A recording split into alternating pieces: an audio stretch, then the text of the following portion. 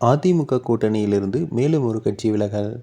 நாங்கள் எந்த கூட்டணியிலும் இல்லை என்று தேமுதிக அறிவித்த நிலையில், ஆட்சியில் பங்கு தரும் கூட்டணியில் தான் சேருவோம் என்று புதிய தமிழகம் கட்சியின் தலைவர் கிருஷ்ணசாமி கூறியிருந்தார். இந்த இரு கட்சிகளும் அதிமுக கூட்டணியில் இருந்தவையாகும்.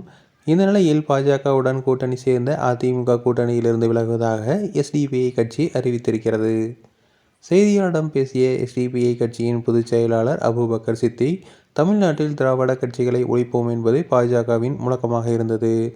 ஆனால் திராவிட கட்சி மேலே சவாரி செய்ய வந்திருக்கிறார்கள். பாஜகவை பொறுத்தவரை தமக்கு சாதகமாக வேண்டுமென்றால் யார் காலிலும் விழுவார்கள், தமக்கு தேவையில்லை என்றால் யாரை வேண்டுமானால் எதிர்ப்பார்கள்.